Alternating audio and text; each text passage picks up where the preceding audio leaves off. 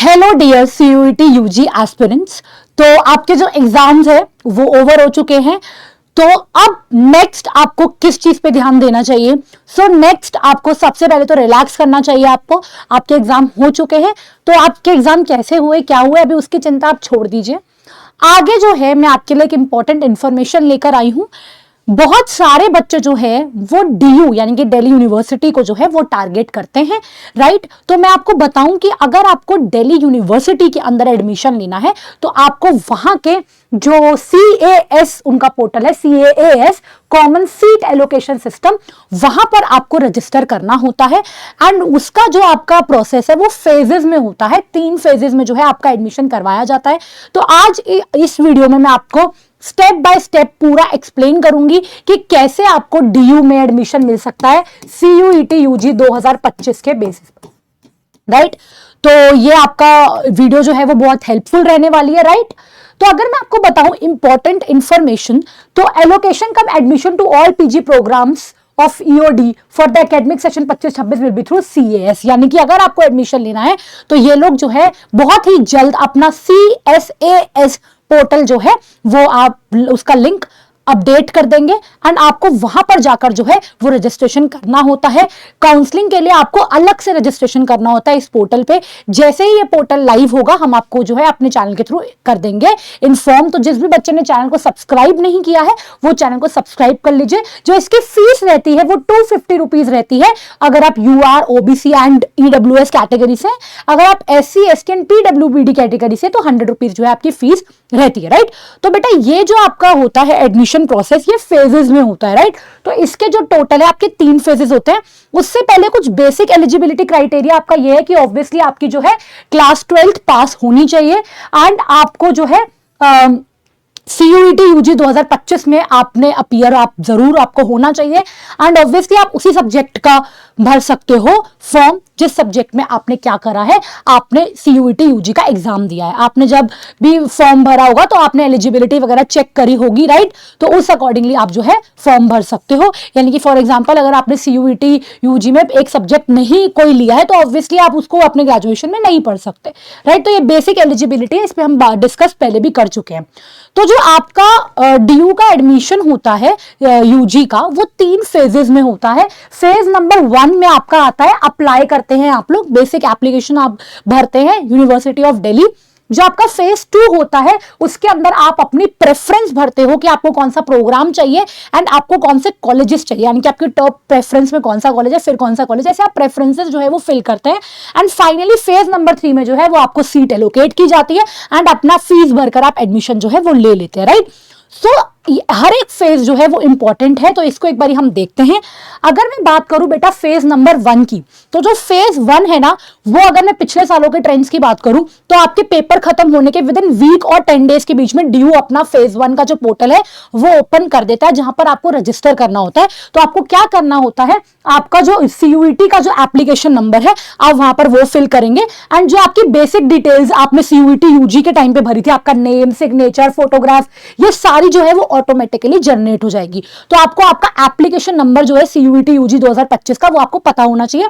उसके बेसिस पर जो है आपकी बेसिक डिटेल्स वो है वो ले लेगा, जिसको आप एडिट नहीं कर सकते, इसीलिए आपने CUET UG के टाइम पे वो डिटेल्स बहुत केयरफुली भरी होंगी।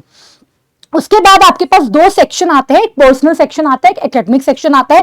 पर्सनल सेक्शन में आपसे इंफॉर्मेशन, आपसे आपके पेरेंट्स का नाम हो गया, ये बेसिक इंफॉर्मेशन हो गया, आपकी ईमेल आईडी हो गया, आपका फोन नंबर हो गया, एड्रेस हो गया, ये बेसिक चीजें जो है आपसे पूछी जाती हैं।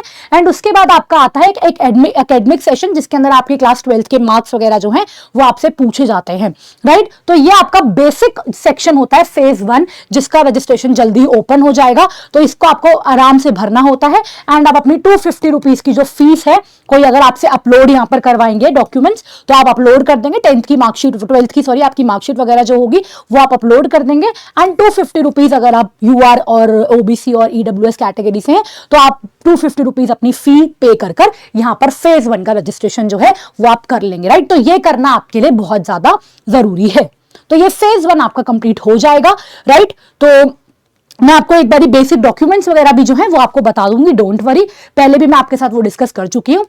जब आपका रिजल्ट आ जाएगा, ठीक है, जब आपका इसका CUET UG का रिजल्ट आ जाएगा उसके बाद आपका फेज 2 खुलेगा, राइट उसके बाद आपका फेज 2 ओपन होगा। ऑब्वियसली फेज 2 में पहुंचने के लिए आपको फेज 1 का रजिस्ट्रेशन जो है वो बहुत ज्यादा जरूरी है।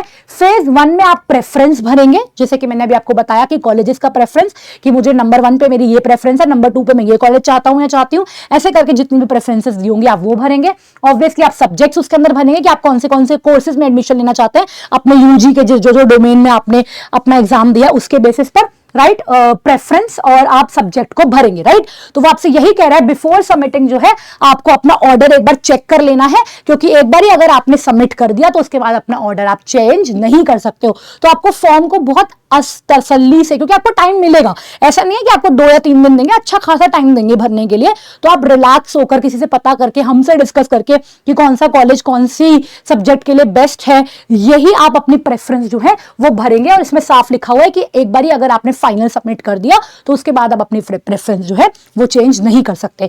तो सेकंड फेज आपका रहेगा आपका सब्जेक्ट चूज करना एंड अपने कॉलेज की प्रेफरेंस जो है वो देना दिल्ली यूनिवर्सिटी के। राइट तो ये आपका रहेगा फेज 2।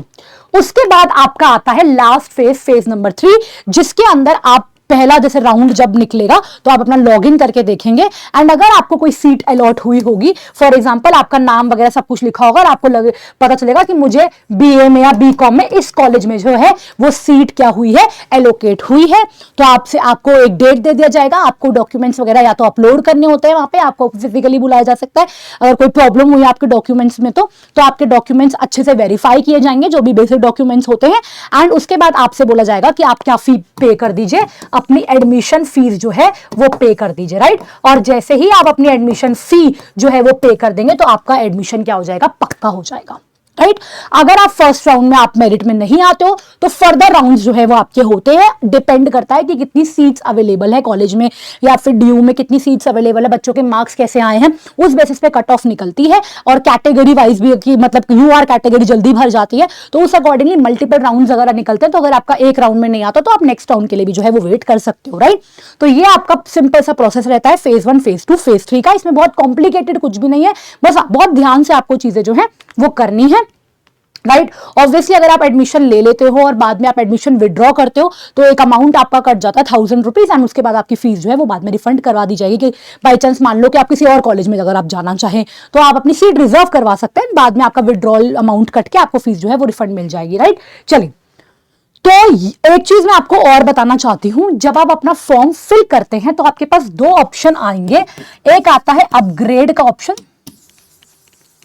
राइट एक आपके पास आएगा अपग्रेड का ऑप्शन एंड एक आपका आता है फ्रीज का ऑप्शन।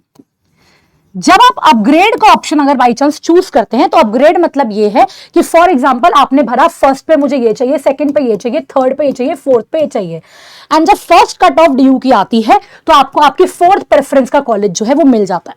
अगर आप अपग्रेड का ऑप्शन चूज करोगे एंड बाई चांस यहां या यहां सीट खाली होगी तो आपको अपग्रेड करके वहां पर भेज दिया जाएगा।